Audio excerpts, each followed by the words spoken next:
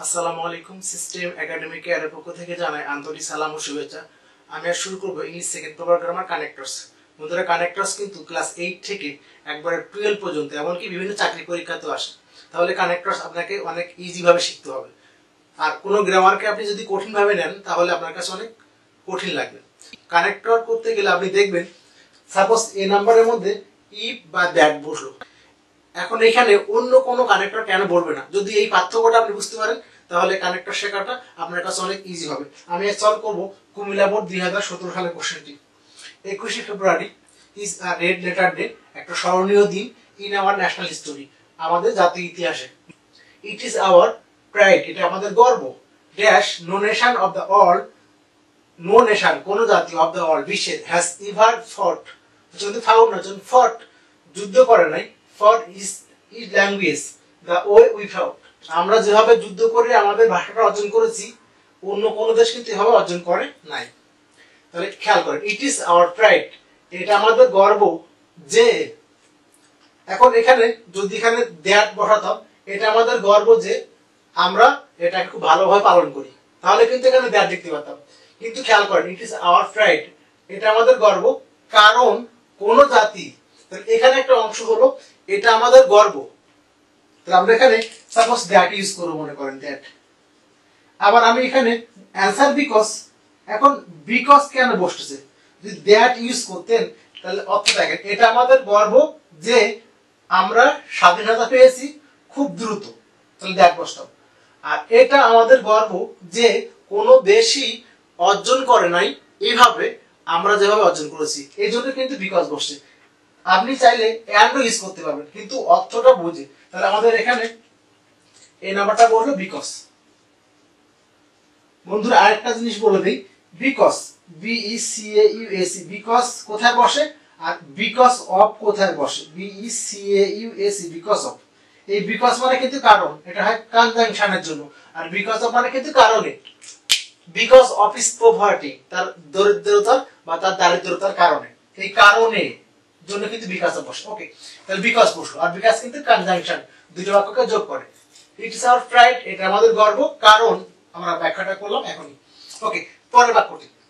So it has been, বাক্যটা শেষ হয়ে গেল। So it has been now declared, সুতরাং বা এখন এটা ঘোষণা করা হয়েছে as the international mother language day, আন্তর্জাতিক মাতৃভাষা দিবস হিসেবে। দ্য প্রপোজাল, প্রস্তাবটি হ্যাজ বিন পাসড, পাস করা হয়েছে। এটা অনেকে কিন্তু আনএনিমিয়াসলি বলে, উচ্চারণ কিন্তু আনএনিমিয়াস না, উচ্চারণ হলো unanimously.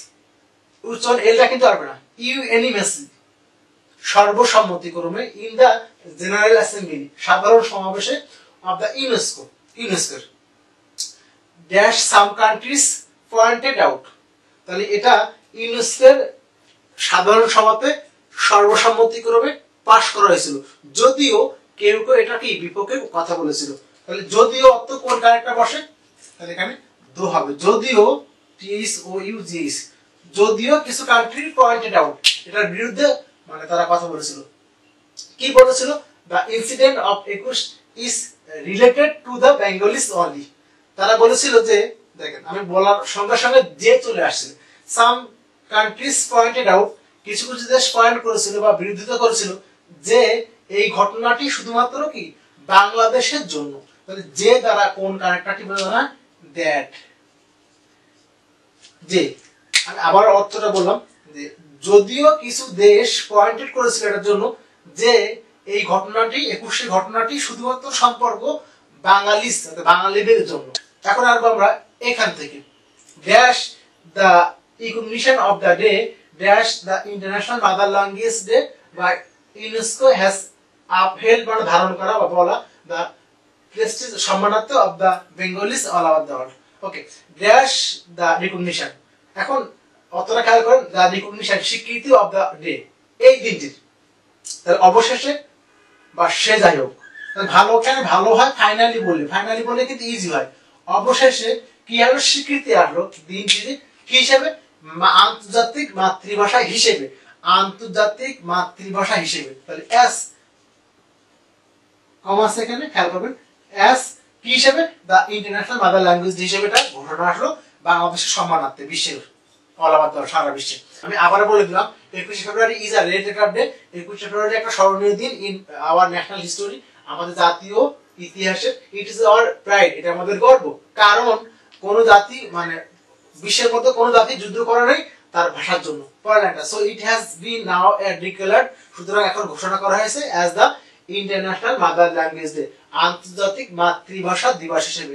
The proposal has been first, এই প্রস্তাবটি পাশ করা হয়েছিল উচ্চারণ কিন্তু ইউনানিমাসলি, মানে সর্বসম্মতিক্রমে, দ্য জেনারেল অ্যাসেম্বলি, সাধারণ সমাবেশে অফ দ্য ইউনেস্কো। যদিও কিছু দেশ, যদিও তাহলে দো সাম কান্ট্রিজ পয়েন্টেড আউট, এটার বিরুদ্ধে করেছিল যে কি বিরুদ্ধে করেছিল যে এটার বিরোধিতা করে বলেছিল যে এই ঘটনাটি, দ্য ইনসিডেন্ট অফ 21 ঘটনাটি হয় সম্পর্ক শুধুমাত্র বাঙালিদের মধ্যে। অবশেষে বা সে যাই হোক, এই স্বীকৃতি আসলো কি হিসেবে?